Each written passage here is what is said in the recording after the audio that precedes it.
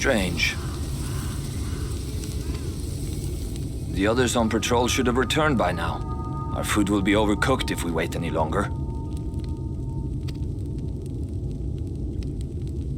We will just have to start without them. Would you call Master Matoya and the others?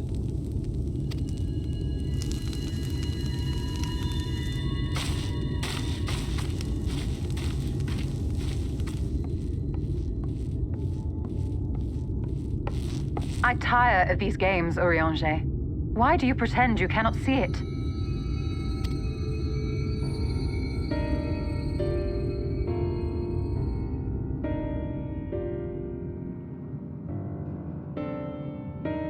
The blessing may spare her the fate of becoming a Light Warden.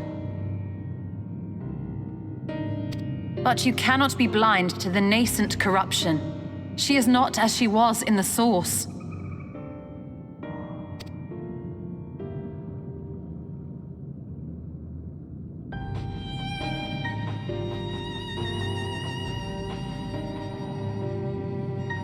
Though I have no proof, I fear that the light which poured forth from the Wardens was not negated at all.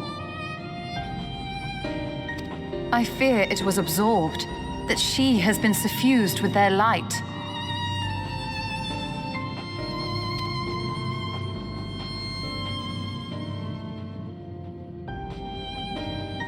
Though I have given thought to this possibility, I dare not speak until more is known.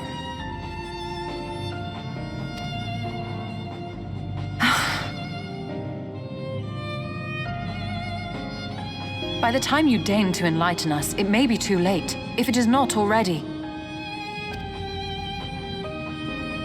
Urianger, I know full well, after all these years, that you have only the best of intentions. But that does not make it any easier to put my faith in a man so infatuated with secrecy. I have had my suspicions ever since the Exarch bade you speak that day. But now I must ask. The 8th Umbral Calamity and all that followed. Everything you claim to have seen. Did you?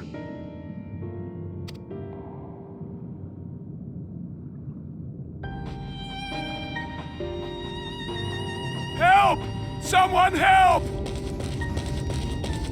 The Umorans have come for us! We're under attack!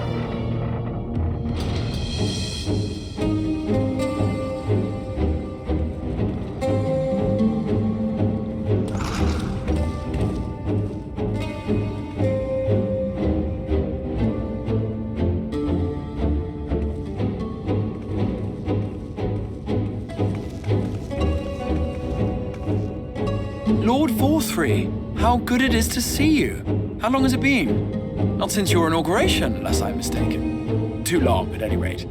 May I say how humbled I am to be invited not only into your city, but your home. You are as generous as ever. And you as disingenuous. Let us dispense with the pleasantries. This merry band of dissidents people are calling warriors of darkness.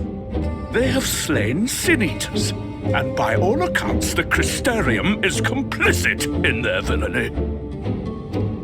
And now I hear reports of your people obstructing my soldiers. So I must ask, what exactly do you think you are doing?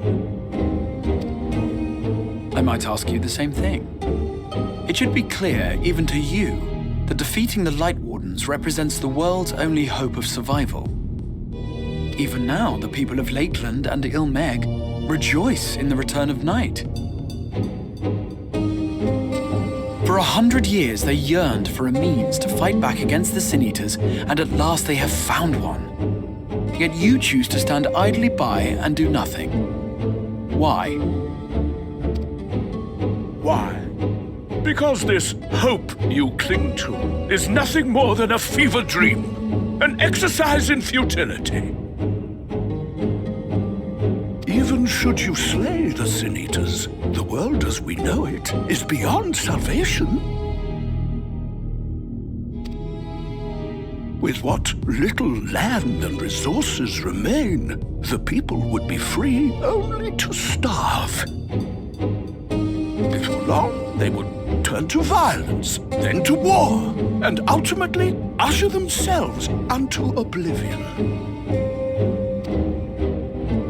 They require a firm hand to shepherd them from the edge.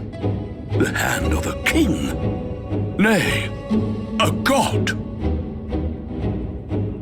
I will see their dreams fulfilled, their wishes granted. I will give them peace, order, and they shall never want for bliss.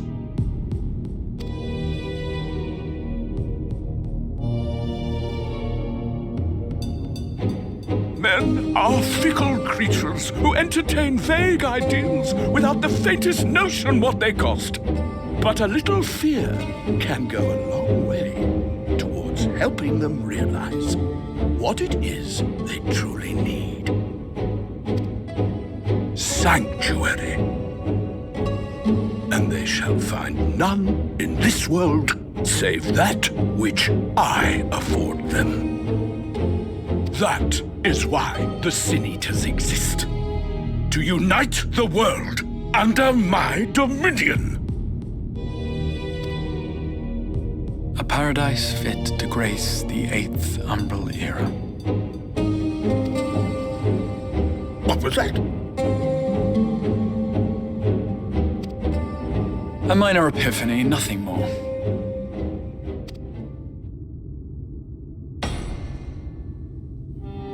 You have always held sway over those around you. Those who defy you must submit or die.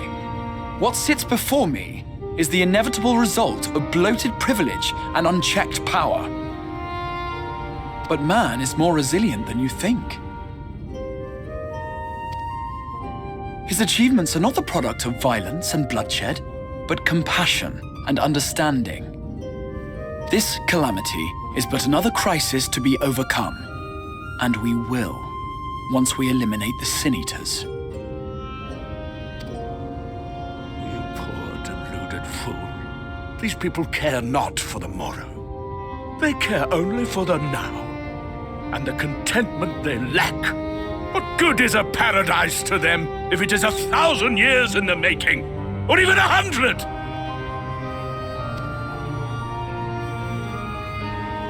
You underestimate them, Lord 4-3. They see further than you think. I have beheld it in the blood and sweat and tears of those who would sacrifice everything for a future they may never know, that their children may never know. I have beheld it in the hopes and dreams of those who came before, which we bequeath to those who come after, that they might in turn build upon the foundations laid by our forebears. These are the bonds which hold man and his world together, not your gilded chains, and I will resist your every effort to shackle him. In summary, you will continue to support the villains hunting my Sin Eaters?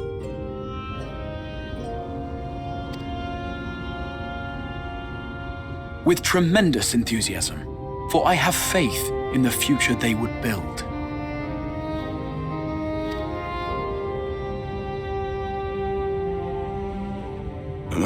Why do I even bother? Fools, the lot of you! So naive! So painfully predictable! Did you imagine I did not know your mind? That I would wait until after this meeting to dispatch my forces? Even as we speak, they march to the Sin Eaters' defense. Insurrection will not be tolerated!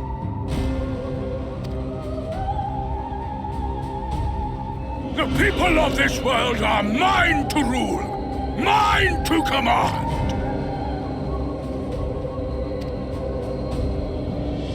And you are no exception!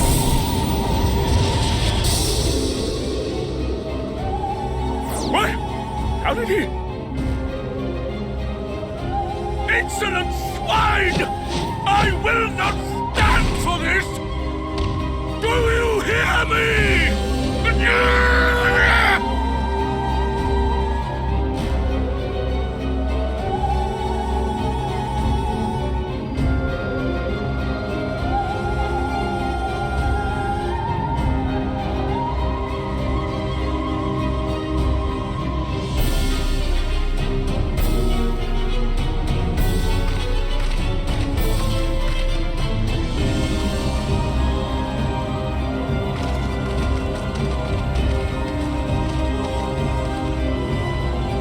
You speak for the Knights Blessed?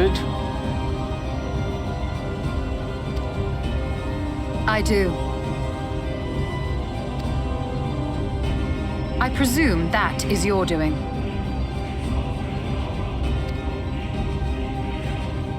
If you have come to parley, I must insist that you first return him to us. You're in no position to make demands.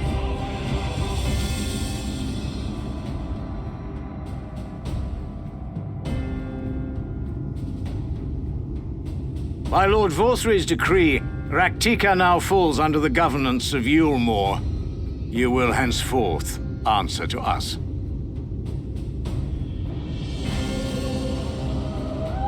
Is that so? And the children of the Everlasting Dark have acquiesced to this madness? We have reached an accord, yes. Too many times have the Knights Blessed shunned Yulmore's overtures of friendship. The risk that you harbor hostile intentions has grown too great to ignore. Therefore, his lordship has claimed dominion over this forest and bestowed executive authority upon the children of the Everlasting Dark. In his wisdom, Lord Vorthry has agreed to recognize ours as the only permissible expression of dark worship. It's one true faith. You and your false creed are a blight on these woods. A foul, unholy corruption that must be cleansed. Little wonder the Warrior of Darkness visits both Lakeland and Ilmeg, yet shuns Raktika. Your perverted teachings hold blessed Shadow at bay.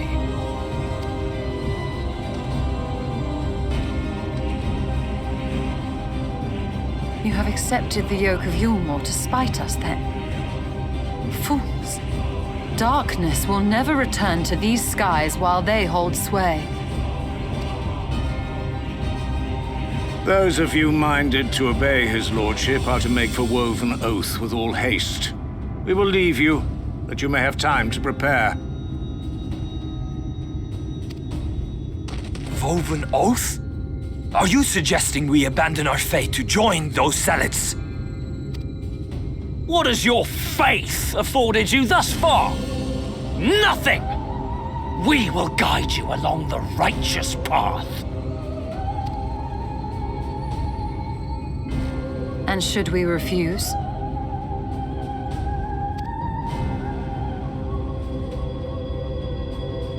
Anyone found here upon our return will be considered a traitor to Yulmore, and dealt with as such.